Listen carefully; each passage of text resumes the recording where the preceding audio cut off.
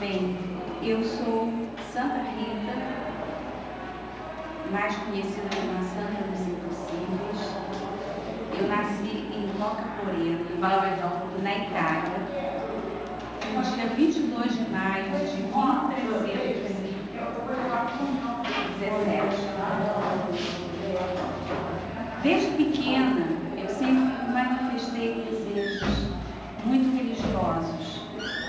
Meus pais eram lavradores e um fato que eu tenho que deixar bem claro para vocês é que eu estava dentro de um cestinho enquanto meus pais trabalhavam e de repente apareceu um enxame de abelhas. E o que poderia acontecer? Elas iriam me picar, certamente, mas isso não aconteceu. Elas simplesmente ficaram em volta de mim, o que me provocava risos. E não me picaram. Isso alertou a um lavrador que havia se cortado e estava sangrando muito. E ele, ao ver aquele enxame de abelhas em volta do meu cestinho, ele correu para espantar as abelhas. E ao fazer esse movimento, simplesmente o sangramento parou e ele ficou com a ferida cicatrizada. Isso fez com que meus pais ficassem muito emocionados e sentissem alguma coisa além do normal. Passado o tempo, eu sempre senti muito desejo de ser religiosa. Porém, como eles eram mais velhos, eles temiam que eu ficasse sozinha. Então, eles resolveram me casar com um jovem chamado Paulo, de uma família importante, mas com um temperamento muito violento.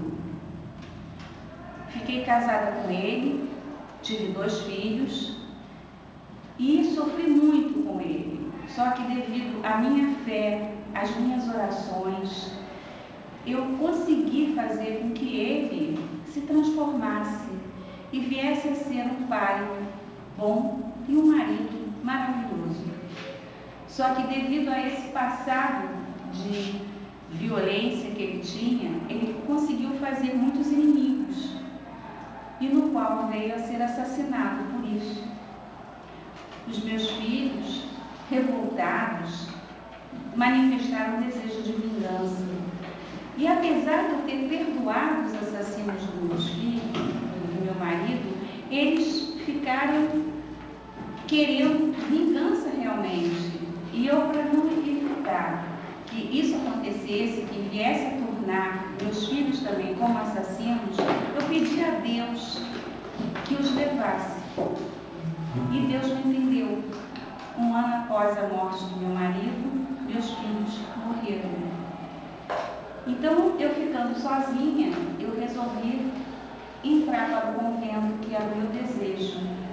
Mas como eu era viúva, a superiora não permitiu.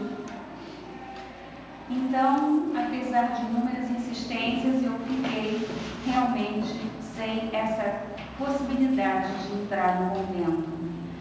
Mas teve um dia, numa noite, que apareceram 3 santos: Santo Agostinho, São João Batista e São Nicolau, do Tolentino.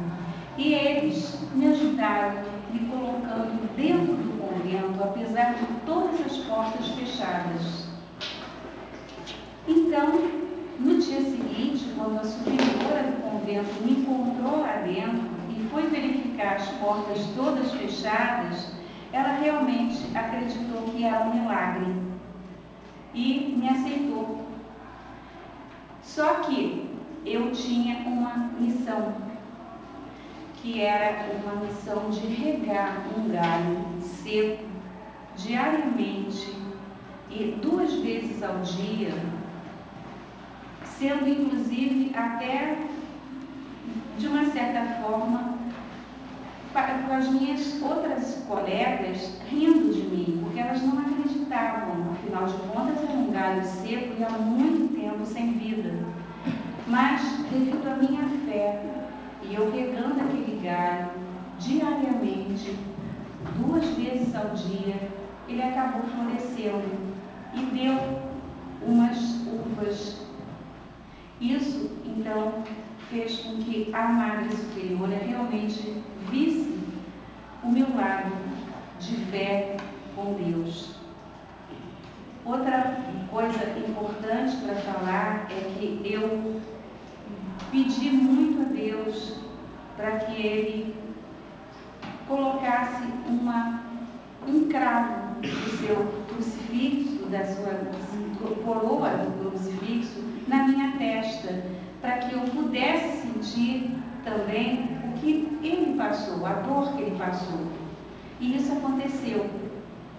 E eu fiquei justamente com essa ferida na testa, que aliás durou 15 anos, e ela somente aconteceu de ter uma cicatrização foi quando surgiu a visita de nós para irmos a visitar o Papa. E como essa ferida exalava um cheiro muito ruim, a superiora não permitia que eu fosse. Então, eu, em oração, pedi muito a Deus para que eu ficasse curada, para poder fazer essa visita ao Papa. E consegui. Então, visitei o Papa e somente quando eu retornei é que a ferida novamente voltou a aparecer, exalando esse mau cheiro que permaneceu até a minha morte. Eu também, apesar de ficar muito doente, quando recebi a visita de uma prima, eu pedi a ela que ela me trouxesse umas rosas e um figo. E justamente no jardim da minha casa. E nessa época estava muito frio, era inverno, estava nevando.